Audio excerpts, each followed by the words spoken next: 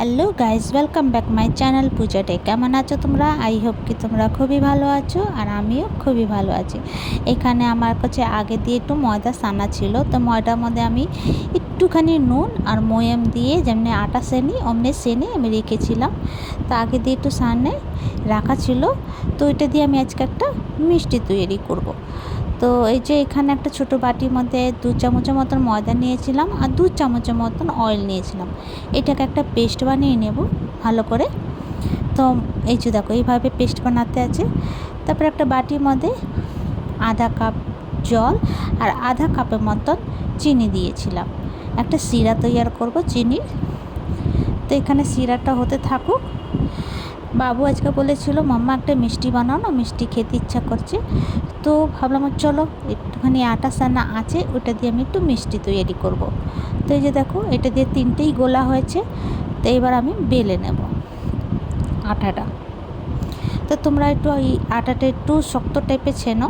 তো আমি শক্তই সেনেছিলাম, পরে রেখে দিয়েছিলাম, তাই জন্য একটু জল ছেড়ে দিয়েছি, একটুখানি গিল্লা হয়ে গেছে। তো কোনো ব্যাপার নেই। তো এই যে দেখো আমি বেলে নেব এইভাবে, রুটি যেমনি বেলি ওরকম তিনও গোলাটা আমি ভালো করে বেলে নেব। তো বেশি পাতলা করব না। তারপরে যে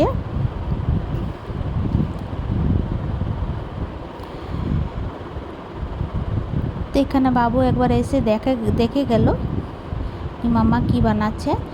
তো এই যে পেস্টটা বানিয়েছিলাম, তো ওইটা আমি লাগিয়ে দেব ভালো করে চারদিক দিয়ে। তো ব্রাশ দিয়ে লাগাতে পারতাম, পর আমার হাত দিয়ে সুবিধাটা বেশি ভালোই লাগে, তাই জন্য আমি হাত দিয়েই করছি। তো ওই যে তিনও রুটিটার মধ্যে এইভাবে লাগিয়ে নেব, আর একটা উপরে একটা আমি রেখে দেবো। এই যে একটা উপরে একটা আমি রেখে দেব। তো এই যে রেখে দিয়েছিলাম। এবার আমি ফোল্ড করে নেব, যেমনি রুটি মুড়িয়ে খাই আমরা, অমনিভাবে আমি মুড়িয়ে নেব। তো হালকা হাত দিয়ে মোড়াবো, বেশি দাবাব দেব না। এই যে এইভাবে মোড়াতে আছে। আর এখানে চিনি শিরাটা নাড়াচাড়া করতে থাকবো আমি। তো দেখো এই যে এবার আমি কেটে নেব, পিস পিস করে ছোট ছোট করে কেটে নেব।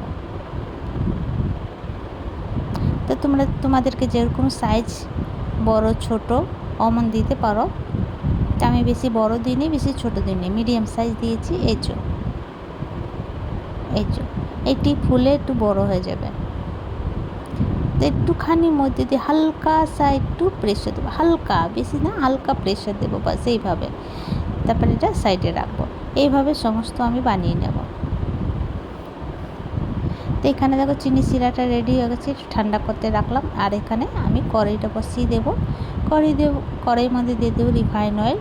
তো কড়াইয়ের তেলটা একটু হালকা গরম হয়ে গেলে তো ধীরে সে একটু ছেড়ে দেবো। আর বেশি নাড়াচাড়া করব না, হালকা।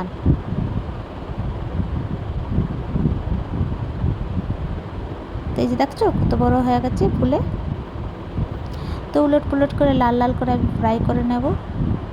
আর খুব সুন্দর হয়েছিল মিষ্টিটা খেতে। তো এই যে দেখো হয়ে গেছে, এবার তুলে নেব।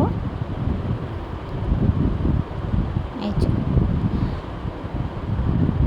তো এমনিভাবে সমস্ত আমি বানিয়ে নেব।